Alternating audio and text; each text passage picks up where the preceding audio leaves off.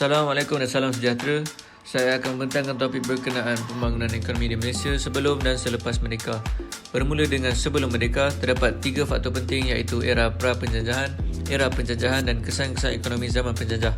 Pada era pra-penjajahan abad ke-14, Tanah Melayu Melaka telah menjadi pelabuhan ekspor Timur Barat yang terkenal disebabkan kegiatan ekonomi yang bagus dan telah menarik minat negara barat seperti Portugis, Belanda dan Inggeris untuk menguasai perdagangan.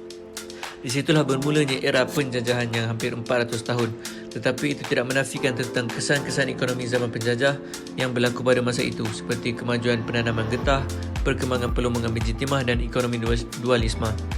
Manakala bagi ekonomi selepas merdeka, pada tahun 31 Ogos 1957, ekonomi Malaysia telah banyak berubah atas 3 faktor utama, iaitu dasar ekonomi baru, dasar pembangunan nasional dan dasar wawasan negara. Pada dasar pecah perintah dan dasar ekonomi baru, penjajah Inggeris telah membuat konsep pecah dan perintah untuk mewujudkan jurang antara kaum, di mana orang-orang Cina tinggal di bandar untuk menjalankan perniagaan, orang Melayu di luar bandar sebagai petani, India pula bekerja sebagai pekerja di ladang atau buruh kasar untuk kerajaan.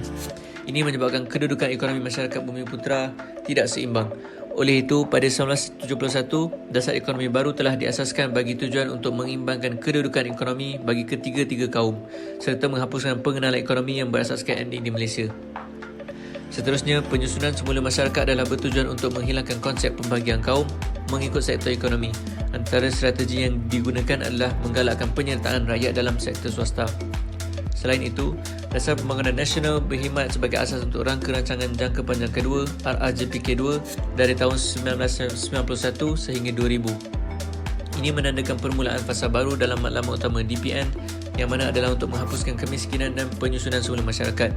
Pada April 4, 2001, dasar wawasan negara telah diperkenalkan oleh Datuk Seri Dr. Mahathir Mohamad untuk tempoh masa pelaksanaan selama 10 tahun bermula pada 2001 sehingga 2010. Seterusnya, dasar perindustrian berat telah ditemukan dengan harapan untuk membawa impak positif dari segi kemajuan teknologi Malaysia sendiri. Terdapat juga dasar pertanian negara di mana antara matlamat utamanya adalah untuk meningkatkan hasil pendapatan dalam sektor pertanian dan perikanan. Selain itu, Datuk Seri Najib Tun Abdul Razak mengumumkan model baru ekonomi pada 30 Mac 2010 yang mengutamakan prinsip pembangunan negara melalui ekonomi berpendapatan tinggi, kemampanan dan keterangkuman atau inklusiviti.